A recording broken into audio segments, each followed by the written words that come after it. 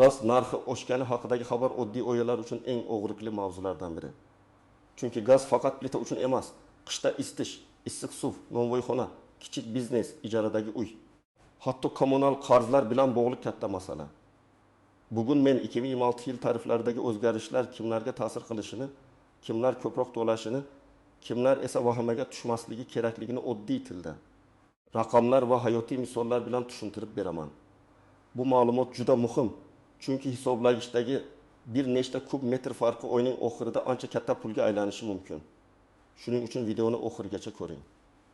Hozirning o'zida kanalga obuna bo'ling, like bosing, chunki men bunday mavzularni oddiy odam tushunadigan qilib tahlil qilib beraman.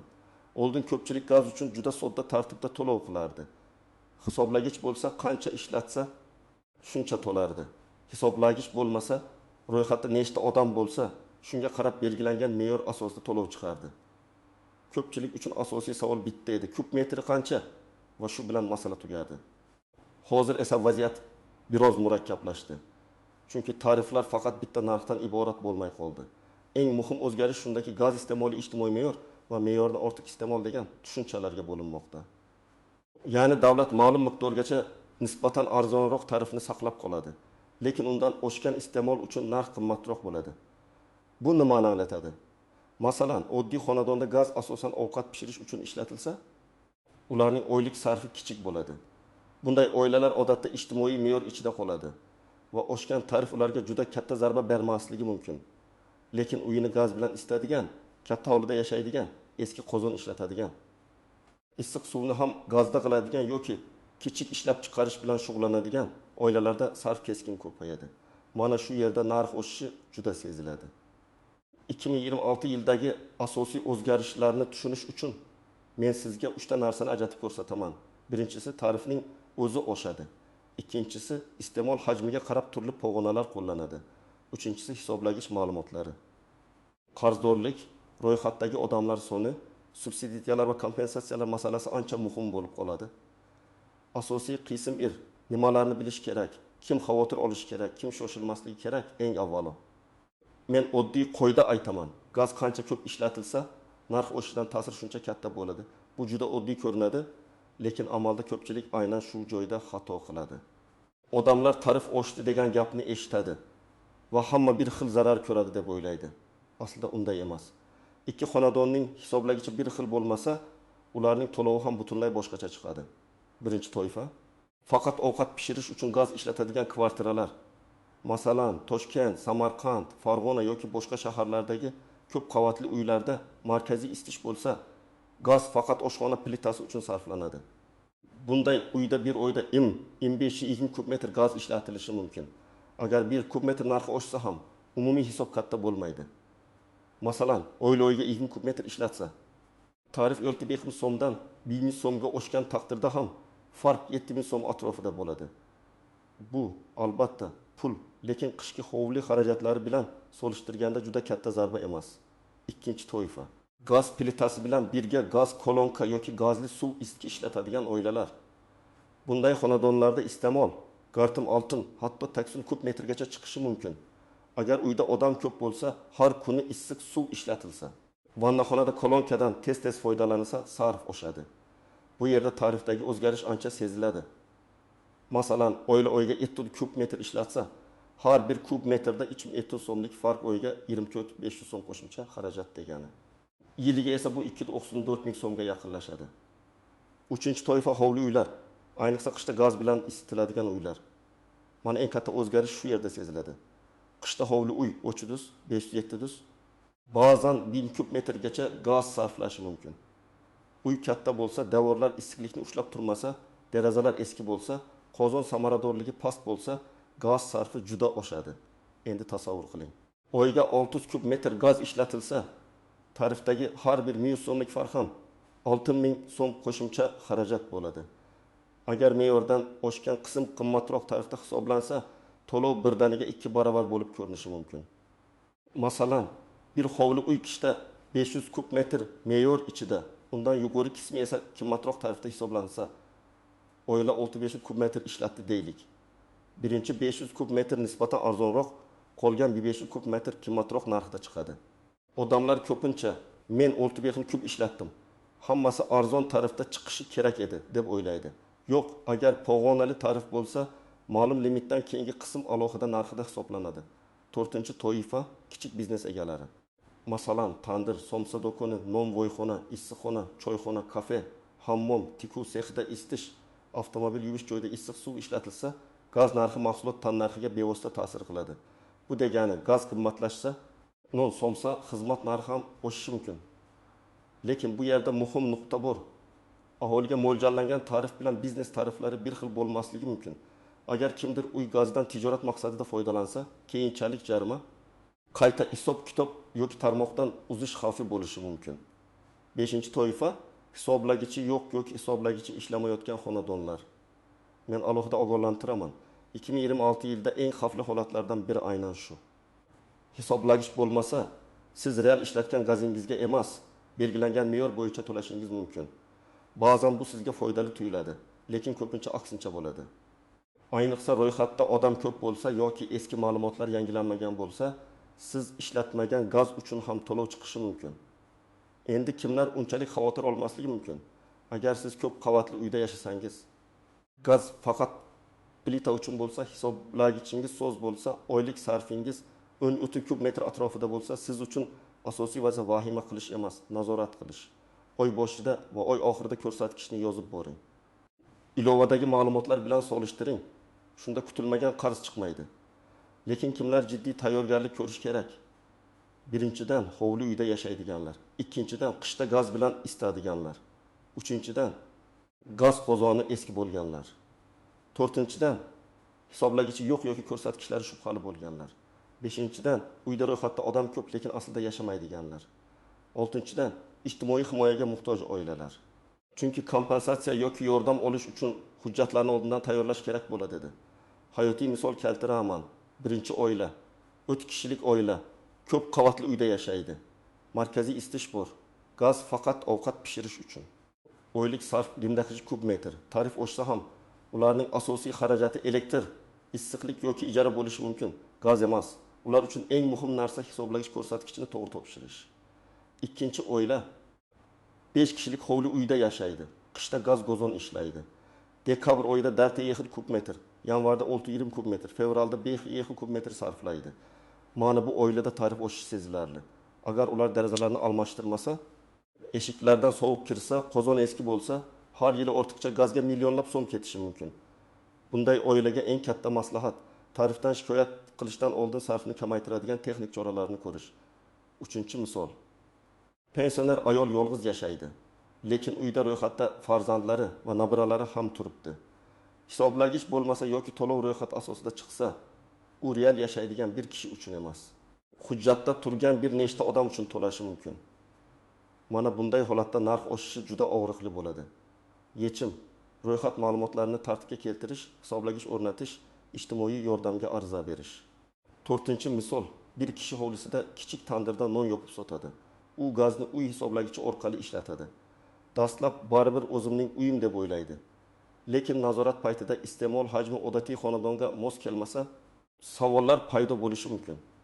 Agar gaz tijorat maqsadida ishlatilgani aniqlansa, tarif qayta hisoblanishi, jarima bo'lishi yoki alohida shartnoma talab qilinishi mumkin. Shuning uchun kichik biznes qilayotganlar hujjat va tarif masalasini albatta aniqlashtirishi kerak. Endi eng muhim nozik joylarga o'tamiz. Birinchi tuzoq: men kam ishlatdim, lekin nega ko'p chiqdi degan savol. Bunga bir nechta sabab bo'lishi mumkin. Hisoblagich ko'rsatkichi vaqtida kiritilmagan bo'lishi mumkin. Tizim oldingi oylardagi o'rtacha sarf asosida hisoblagan bo'lishi mumkin. Eski qarzdorlik qo'shilgan bo'lishi mumkin. Penya yoki qayta hisob-kitob bo'lishi mumkin. Yoki hisoblagich ko'rsatkichi noto'g'ri o'qilgan bo'lishi mumkin.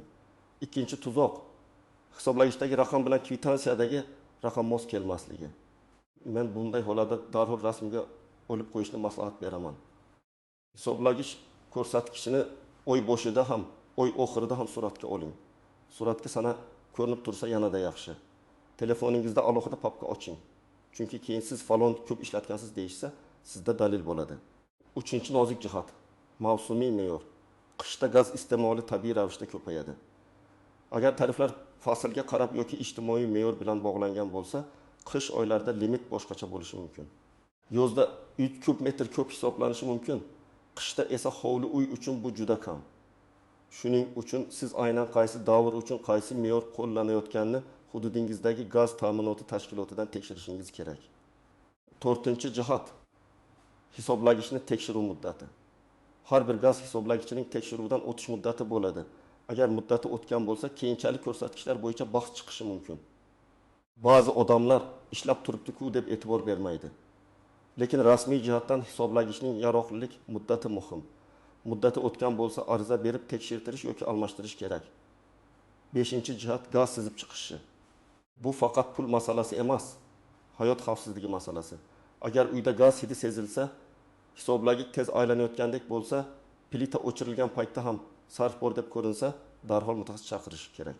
Gaz sizib chiqishi to'lovni oshiradi. Lekin undan ham yomoni portlash yoki zaharlanish xavfini keltirib chiqaradi. Men buni tarif mavzusidan ham muhimroq deb bilaman. 6-jihat issiqlik izolyatsiyasi. Ko'pchilik gaz narxi oshganda faqat tarifga qaraydi, lekin uy qayerdan sovuq olayotganini tekshirmaydi.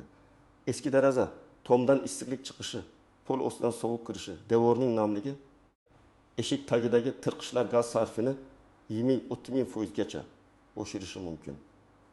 Masalan, siz qishda oyga 600 kub metr ishlatsangiz, 20% tejalishi 1020 kub metr degani. Agar me'yordan oshgan qism qimmat tarifda hisoblansa, bu juda katta tejash bo'ladi. 7-jihat gaz qozonining samaradorligi. Eski qozon ko'proq gaz yoqib, kamroq issiqlik berishi mumkin.